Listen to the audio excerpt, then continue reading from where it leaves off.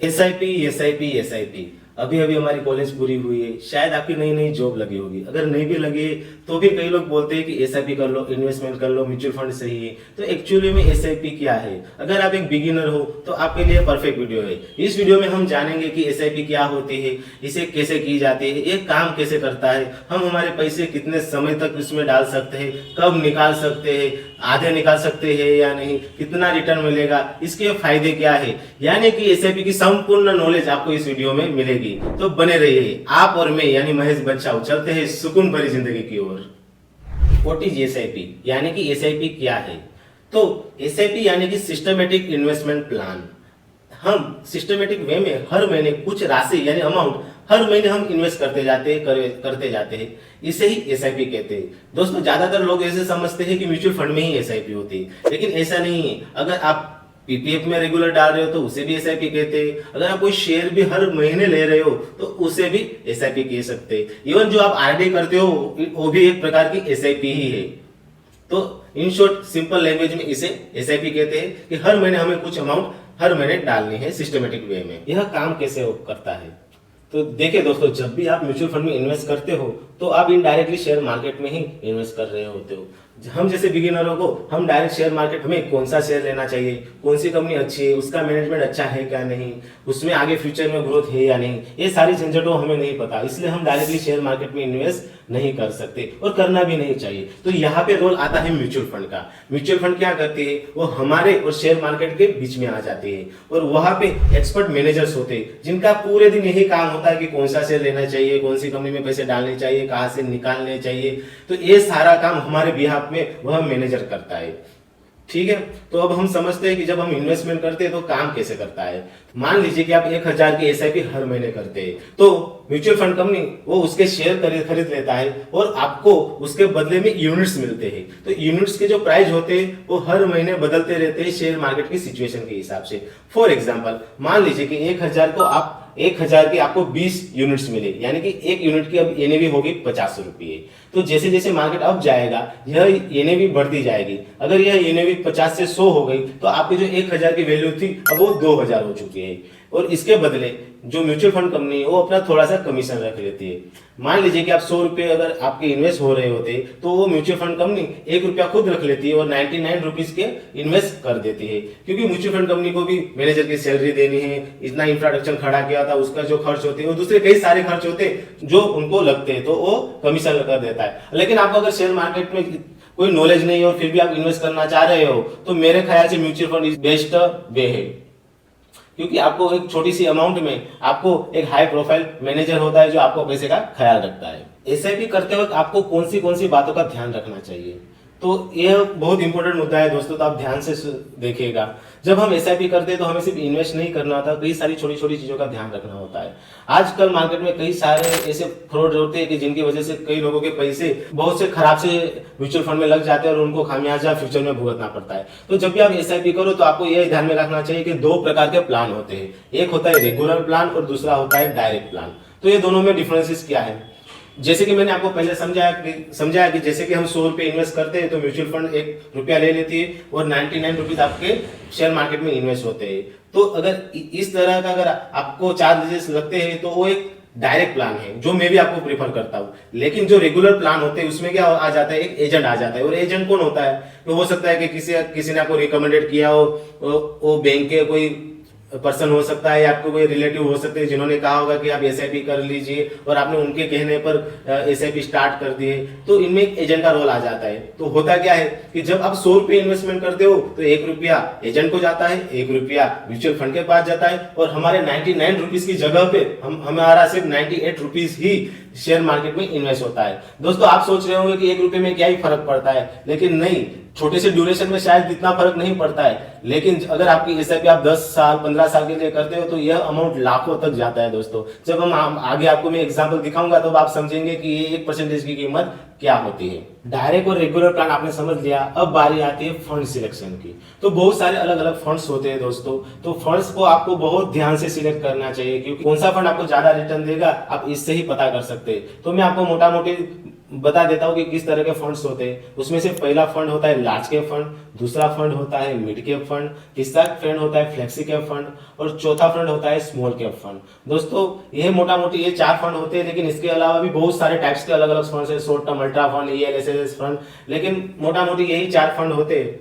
तो आपको मैं ये बारी बारी से सब बता देता हूँ कि आपको जिससे पता चले कि आपको कौन से फंड सिलेक्ट करने चाहिए। लार्ज कैप फंड उसे कहते हैं दोस्तों जो भारत की जो इतनी सारी हजारों कंपनियां शेयर मार्केट में, उसमें से जो टॉप 100 कंपनियां हैं, टॉप 100 कंपनी यानी कि जिनकी डूबने की संभावना ना के बराबर है, बराबर जिनमें आपको वोलेटिलिटी बहुत कम दिखाई देती है और आप एक सेफ ऑप्शन में जाते हो। हालांकि शेयर मार्केट में अगर आप रिस्क ज्यादा लोगे तो रिटर्न भी ज्यादा आएगा, अगर रिस्क आप कम लोगे तो रिटर्न भी कम हो जाते हैं। तो लार्ज कैप फंड में आपको स्टेबिलिटी मिलती है, लेकिन रिटर्न भी दूसरे फंड के कंपेरिजन में थोड़े से कम होते हैं, लेकिन आपका पैसा सिक्योर रहता है as compare to other fund. तो लार्ज कैप फंड में टॉप 100 कंपनियां आती है। अगर आप ऐसे इन्वेस्टर हो कि जिन्हें पैसे अगर चले जाए तो इमोशनल कंट्रोल नहीं कर पाते, तो आपको लार्ज कैप में जाना चाहिए। दूसरा फंड है दोस्तों mid cap fund. Mid cap fund में दोस्तों 101 नंबर से लेकर 250 कंपनियां आती है, जिनमें मैनेजर को इन्हीं कंपनी सिलेक्ट करके फंड में पैसे इन्वेस्ट करने होते हैं। अगर आप एक मॉडरेट रिस्क वाले इन्वेस्टर है तो आपको इस तरह का फंड सिलेक्ट करना चाहिए। तीसरा फंड होता है जो दोस्तों जो मुझे भी पसंद है, वो है flexi cap fund. Flexi cap fund में हम मैनेजर को पूरी आजादी देते हैं कि वो स्मॉल कैप में डाले, मिड कैप में डाले या लार्ज कैप में डाले। इससे क्या हो जाता है कि जो डाइवर्सिफिकेशन होता है वो बहुत ज्यादा आसान हो जाता है फंड मैनेजर के लिए, और आपको एज कम्पेयर टू दूसरे फंड आपको ज्यादा रिटर्न मिलते हैं और रिस्क भी थोड़ा कम रहता है। और चौथा फंड है दोस्तों small cap fund. Small cap fund में 250 से ऊपर से लेकर दूसरी सारी कंपनियां आ जाती है। इनमें दोस्तों एक बात का ख्याल रखेगा कि रिस्क जितना बड़ा है उतना रिटर्न भी बड़ा होता है। तो हाई रिस्क हाई रिटर्न पे यह आपको रिटर्न देगा। तो अगर आप एक बिगिनर हो, आपको ज्यादा कुछ नहीं जानते हो और वोलेटिलिटी को जो भी शेयर मार्केटिंग होती है उसको आप संभाल नहीं पाओगे, तो मैं आपसे रिकमेंड नहीं करता कि आप इस तरह के फंड में आप को इन्वेस्ट करना चाहिए। लेकिन आपको दोस्तों अगर कुछ टेंशन नहीं लेना है, आपको म्यूचुअल फंड को कम से कम फीस देनी है और आपको अपना पैसा सेफ रखना है, तो मैं आपको बताता हूँ एक दूसरा फंड जिसे कहते हैं इंडेक्स फंड। अभी इंडेक्स फंड क्या है? तो आपने तो कह रहा था कि मोटा मोटी 4 ही फंड होते हैं, लेकिन इंडेक्स फंड यानी दोस्तों इंडिया का फ्यूचर। मान लीजिए कि जो इंडिया के जो 50 कंपनियां हैं उसे कहते हैं निफ्टी 50, और इंडिया की जो 30 कंपनियां हैं उसे कहते हैं सेंसेक्स। इंडिया में ये 2 इंडेक्स फंड है। अगर आप कुछ झंझट नहीं चाहते तो मैं आपको हाईली रिकमेंडेड करता हूं कि आप इसे फंड में इन्वेस्ट करिएगा, क्योंकि इसके अंदर आपको अलग अलग इंडस्ट्रीज की कंपनियों में आप पैसा इन्वेस्ट होता है। जैसे जैसे भारत आगे बढ़ेगा वैसे वैसे आपका पैसा भी ग्रोथ करेगा। इवन वॉरेन बफेट जो दुनिया के महान इन्वेस्टर कहा जाता है, वो भी यही कहते हैं अगर मुझे फिर से इन्वेस्टमेंट स्टार्ट करनी पड़े तो मैं इंडेक्स फंड से ही करूंगा। और इंडेक्स फंड में आपको एक्सपेंस रेशियो भी बहुत कम होता है, तो इसकी वजह से आपके रिटर्न भी बढ़ जाते हैं। अब जब हमने समझ लिया है कि एसआईपी क्या होती है, ये काम कैसे करता है और किस तरह के फंड होते हैं, अब बारी आती है कि इसे स्टार्ट कैसे किया जाए।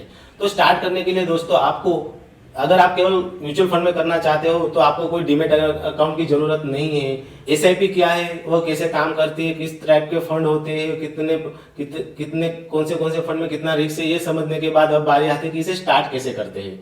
तो एसआईपी स्टार्ट करने के लिए दोस्तों आपको मैं 2-3 ऐप या कंपनी के बारे में बताता हूँ जिनमें से आप किसी के भी अंदर अपना अकाउंट खोल सकते हो। ये कोई पेड प्रमोशन नहीं हो, आप अपना हिसाब से कोई भी सिलेक्ट कर सकते हो जो भी आपको पता हो, लेकिन जो मुझे पता है मैं आपको बता देता हूँ। एक है ग्रो, एक है जीरोधा, अपस्टॉक, 5 पैसा, ऐसी कंपनियां हैं जिनकी मदद से आप इन्वेस्टमेंट स्टार्ट कर सकते हो। म्यूचुअल फंड में इन्वेस्टमेंट करने के लिए आपको 3 से 4 डॉक्यूमेंट की जरूरत होगी, जिनके अंदर है सबसे पहले आपके पास पैन कार्ड होना चाहिए, एक एड्रेस प्रूफ होना चाहिए, पासपोर्ट फोटो होना चाहिए और एक चेक होना चाहिए बैंक का। और इतनी डॉक्यूमेंट से आप मैंने जो बताया उनमें से किसी के भी अंदर अपना अकाउंट खोल सकते हो और म्यूचुअल फंड में एसआईपी स्टार्ट कर सकते हो। अब सब कुछ जानने के बाद कई सारे बिगिनर्स होते हैं, उनके मन में कई सारे सवाल आते हैं, तो 3-4 क्वेश्चन में कवर कर लेता हूं जो ज्यादातर स्टूडेंटों को यानी जो भी इन्वेस्ट करना चाहते हैं उनके मन में आते हैं। तो उनमें से पहला सवाल है कि कितने दिनों तक पैसे रहने देना चाहिए म्यूचुअल फंड में। अभी कितने दिनों तक रहना चाहिए इसका मैं सही आंसर बताऊं तो आप कितने भी दिनों तक रह सकते हो, लेकिन अगर आप एसआईपी ही स्टार्ट कर रहे हो तो मैं आपको बता दूं कि एक प्लानिंग है, क्योंकि इसके नाम में भी आता है कि सिस्टमेटिक इन्वेस्टमेंट प्लानिंग यानी कि आप कोई पर्टिकुलर कोई गोल होता है आपका। वो गोल हो सकता है कि बच्चों की शादी करना हो सकता है कि आपको वेकेशन पे जाना हो सकता है कि आपको आगे की पढ़ाई करनी हो सकता है कि आपको कार लेनी हो सकता है कि आपको बाइक लेनी हो, कोई भी गोल हो सकता है। तो उस गोल के हिसाब से आपको अपनी अमाउंट और कितने दिनों तक, कितने महीनों या कितने सालों तक रखना है वो डिसीजन लेना होता है। अगर आपको मान लीजिए कि बस पैसे डालते जा रहे हो और अगर मान लीजिए एक दिन हुआ कि चलो निकाल लो, लेकिन अगर उस टाइम पे अगर मार्केट डाउन है तो आपका जो रिटर्न होता है वो नेगेटिव भी हो सकता है। तो एसआईपी स्टार्ट करने से पहले दोस्तों एक बात जरूर ध्यान में रखिएगा कि सबसे पहले प्लानिंग कीजिएगा कि मुझे किस गोल के लिए मैं एसआईपी कर रहा हूं।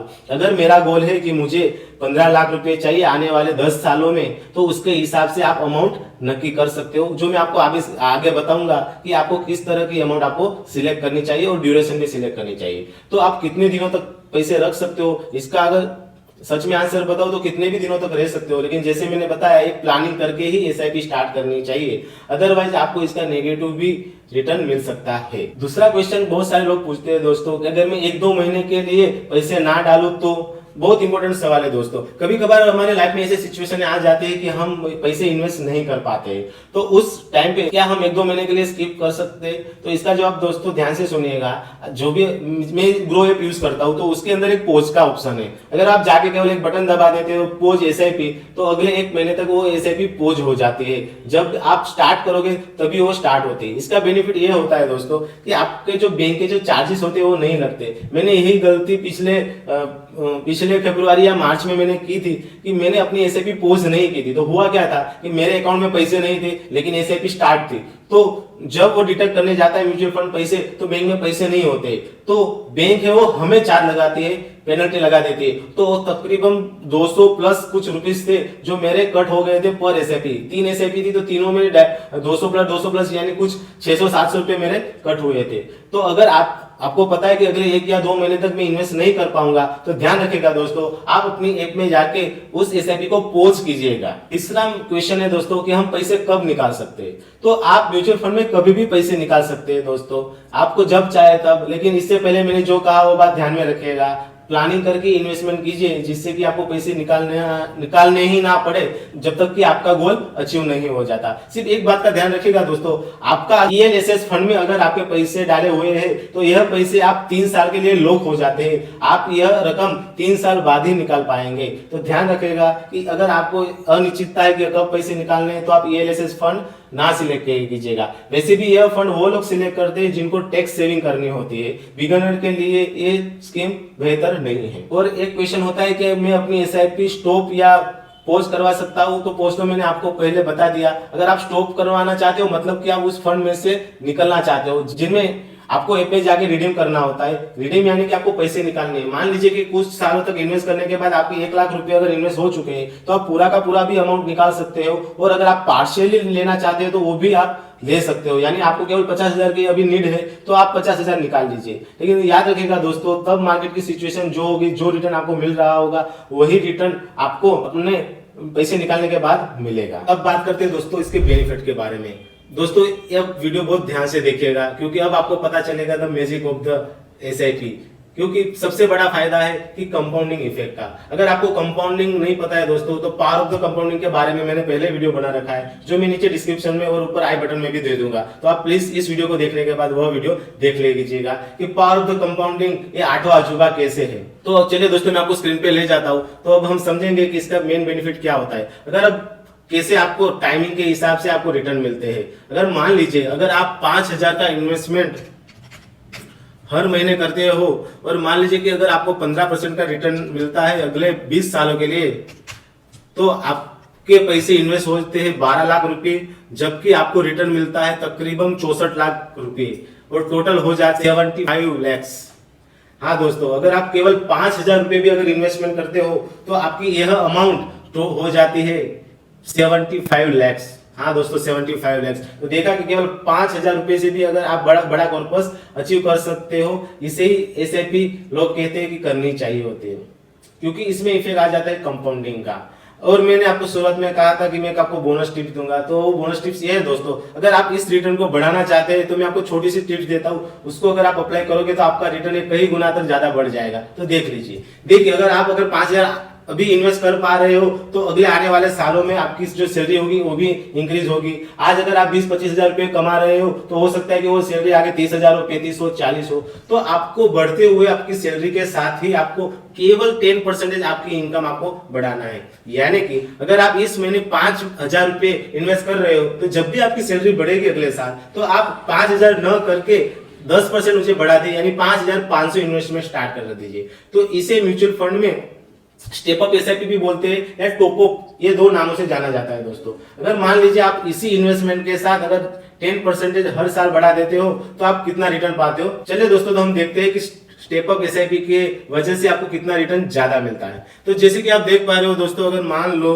कि हम 5,000 की एसआईपी हर महीने करते हैं और एनुअल स्टेप अप यानी कि हर साल आप 10% से अपनी एसआईपी इंक्रीज करोगे और आपको अगर मान लो कि एक्सपेक्टेड रिटर्न में 15% मिलता है तो 20 साल बाद हमें पिछली बार दोस्तों 75 लाख रुपए मिल रहे थे, तो अब ये अमाउंट हो जाती है 1 करोड़ तकरीबन 30 लाख रुपए। देखिए दोस्तों, 75 से नियर अबाउट ये पैसे डबल हो गए, केवल आपने 10% भी इंक्रीज किए हर साल।